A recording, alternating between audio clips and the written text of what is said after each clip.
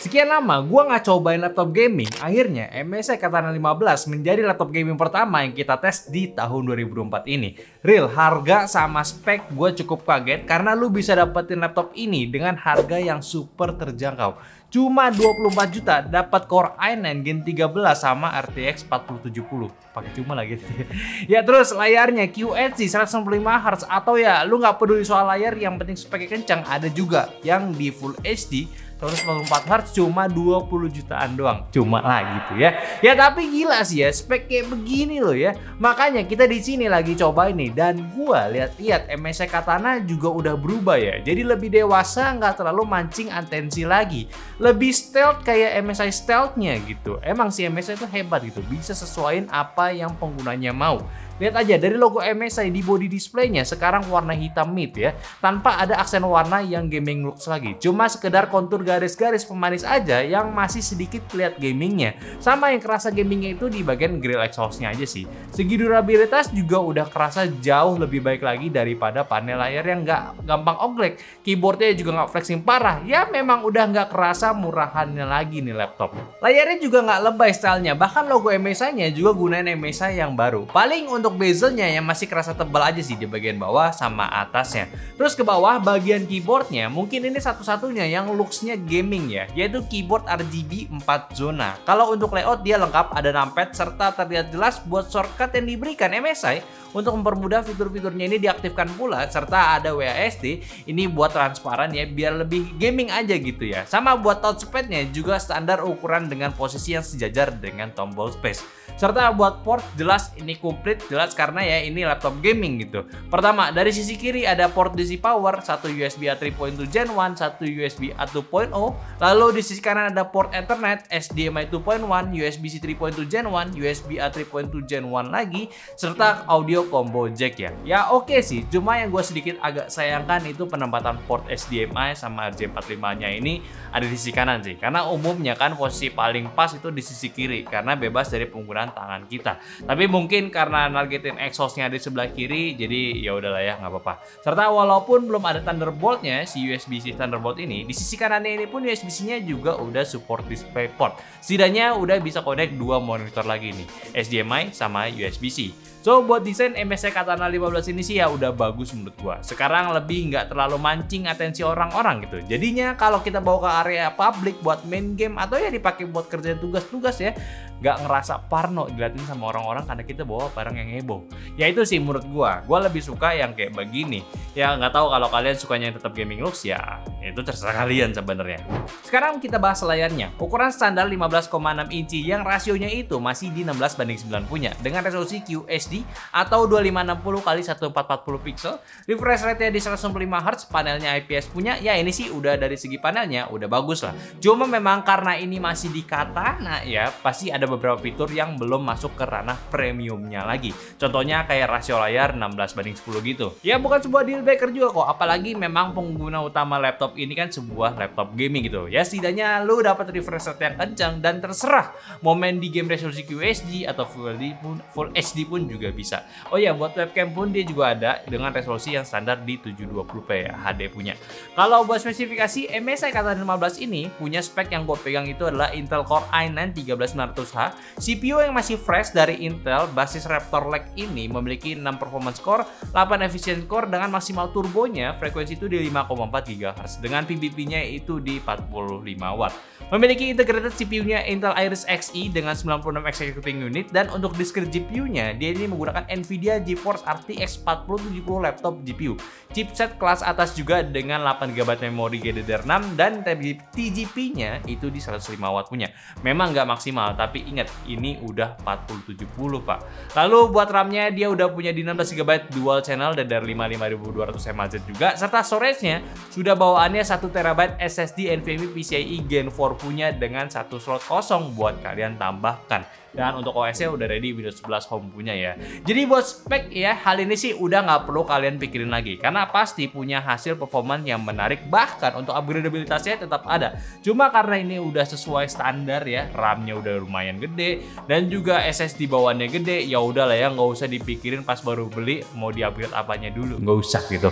Nah sekarang buat benchmark ya, seperti ini hasilnya. Dari Cinebench R15 bisa dapat skor singlenya di 274 poin dan multinya itu 2600-an poin. Cinebench R23 singlenya di 1900-an poin, 3D Mark Firestyle dapat di 2600-an poin dan time span-nya di 12.000 poin. PC Mark 10 itu dapat di 7.900 poin, ini gede banget.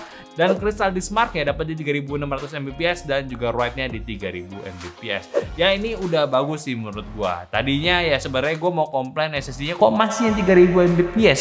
Tapi karena ini udah dikasih 1 TB ya udahlah ya. 3.000 Mbps ataupun 3 GB per second itu ya udah masih kenceng buat digunain sekarang kok. Jadi kalau bisa di-upgrade aja ya, 1 TB kenceng juga boleh. Kenceng tuh jadi. Untuk pengetesan di Adobe Premiere render benchmark kita Full HD udah nggak perlu dikhawatirin karena sudah overkill punya. Terus juga kalau buat 4K video ini termasuk kategori yang cepat dan memang buat penggunaan ngedit video 4K sih ini udah masuk rekomendasi spek banget.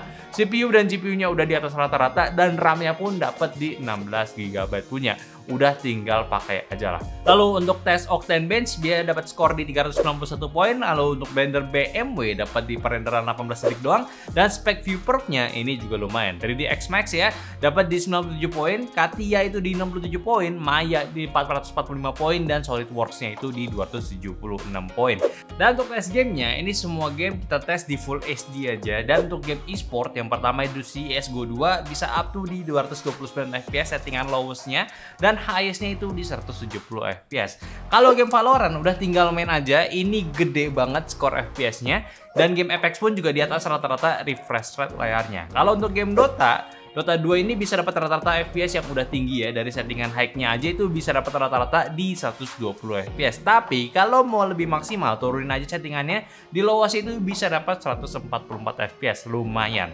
Terus langsung ke game AAA aja, dari Shadow of Tomb Raider ini bisa dapat rata-rata yang cukup tinggi ya, bisa dapat rata-rata settingan high-nya itu di 166 FPS punya. Kalau game GTA 5 juga bisa dapat di 100 FPS settingan rata kanannya. Sama buat Cyberpunk ya, ini kita tes dengan ray tracing on dan juga DLSS on juga. Ini bisa dapat performance yang bagus banget, yaitu 85 FPS di settingan rata kanan. Udah puas banget buat main game jadinya di laptop ini. Selanjutnya untuk soal thermal ya, MSI Katana ini ya menggunakan cooler boost 5 dengan share pipe design punya. Totalnya itu ada 6 heat pipe dengan 2 buah fan untuk pendinginannya, dan untuk fan-nya ini sih ya jelas akan kenceng suaranya kalau diubah ke mode maksimum performance-nya. Dan untuk baterainya sih ya kapasitasnya kayak laptop gaming pada umumnya di 53,5 watt hour ya. Wajar sih, setidaknya udah cukup lah bisa dipakai saat tidak colok listrik. Yang sebenarnya mungkin aja bisa dapat lebih lama karena MSI Katana ini juga mendapatkan teknologi max switch ya. Jadi saat nggak colok listrik dan ingin menggunakan laptopnya ya kayak buat buka file atau kegiatan ringan, tinggal nonaktifin aja si GPU discrete-nya lewat teknologi ini dan nyalain kembali ketika kalian ingin main game dengan performance yang maksimal. Ini pengaruh banget loh. Nice juga ada fitur ini di laptop Katana. Dan ganti modenya sekarang bisa langsung di MSI Center ya. Super cepet, tinggal pilih modenya aja. Dan seperti biasa, di MSI Center bisa atur performance laptop kalian sesuai kebutuhan dari mode AI, biar AI yang ngatur, ataupun maksimum performance bisa, mode balance bisa, mode senyap, atau bahkan mode irit baterai yang sebenarnya bisa pakai langsung aja dari shortcut Fn F5 ya. Sama ada satu fitur yang baru untuk analisa hardware serta performance laptopnya di software ini. Jadi wajib banget ekspor lah ketika kalian beli notebooknya. Dan buat konektivitas ini juga udah oke, udah ready Wi-Fi 6 dari Intel AX201, Gigabit Ethernet juga, serta Bluetooth-nya udah versi 5.2. Sama satu nih, unik banget asli, software audionya yaitu si MSI punya si Nahimic, punya fitur yang bisa ngebuat audionya itu surround sound. Dan ini lebih make sense. Jadi dia itu bisa menghubungi speaker Bluetooth kalian, speaker apapun itu ya. Ya kalau bisa sih speakernya bagus juga ya. Jadi dia tuh bisa ngehubungin jadi ya ketiga speaker kalian. bukan. Jadi speaker ketiga kalian gitu ya, dan bisa diletakin di belakang kalian. Dan dari segi latensinya pun bisa diatur juga kalau kerasa ada delay di speaker Bluetooth kalian. Ini unik banget, cobain aja fiturnya. Jadi ngerasain surround sound yang lumayan asli lah ya. Ya walaupun ini agak unik sih fiturnya. Jadi MSI Katana 15 ini dengan SKU yang gue pegang itu adalah B13 VGK ini, VGK ya. Ini jelas salah satu laptop buat kalian yang mau cobain rasanya punya performance PC enthusiast dengan harga yang lebih terjangkau. Jelas kenapa terjangkau, karena MSI Katana ini bukan line up flagshipnya MSI, melainkan entry level ke mid gitu. Cuma kali ini dikasih steroid dari CPU dan juga GPU yang kelas atas punya. Yang jadinya lu tetap bisa bermain game dengan settingan yang oke, buat konten digital juga oke punya ya, bisa dihajar speknya di harga yang harusnya itu standaran di 30 jutaan. Tapi ya itu trade off-nya, beberapa fitur yang terlihat masih nanggung ya buat di tahun ini. Cuma kalau dipikir-pikir ya nggak juga gitu. Gini aja sih udah cukup, worth it banget lah buat dikonsider banyak orang. Dan masih banyak alternatif buat lo kembangin lagi saat menggunakan laptop ini. Kayak layar yang kurang oke ya, walaupun udah QHD 65Hz ya tinggal pakai aja monitor refresh rate lebih tinggi atau enggak yang ukuran dimensinya lebih besar. Terus kalau dirasa memori ataupun storage kurang ya tinggal upgrade aja bisa gitu. Nggak ribet. Tapi dengan catatan pas baru beli mah pakai aja sih, udah nggak usah dipikirin, enak banget. Paling yang gua agak perlu komentarin lagi ya, itu dari penempatan portnya aja. Kalau bisa ya posisinya tuh ada di sisi kiri aja gitu buat HDMI atau Ethernet portnya, biar nggak ganggu pegang saat pegang mouse-nya gitu. Atau nggak kalau bisa taruh belakang kalau bisa. Sisanya sih ini laptop mantep banget. Durabilitas juga jauh lebih baik sekarang ya. Menurut kalian gimana? Ini i9 4070 di harga segini gitu kayak udah tinggal beli aja gitu. Kalau fitur gue batuk gitu. Kalau soal fitur lain mah kayaknya opsional ya, yang penting intinya tuh udah mantep dulu. Oke, mungkin aja dulu bahasan gue dari MSI Katana 15 ini. Dan tolong bantu juga share video ini ke teman-teman kalian lagi butuh laptop gaming enthusiast di harga yang cukup terjangkau ya. Dan kasih pendapatnya juga di kolom komentar, sama like video ini kalau kalian suka. Dan kalau mau beli cek link di deskripsi aja. Dan follow semua sosial media kita yang ada di Instagram, TikTok, Facebook, dan Discord yang semua link ada di deskripsi. Dan terakhir sampai jumpa di video selanjutnya. Videonya selanjutnya. Bye.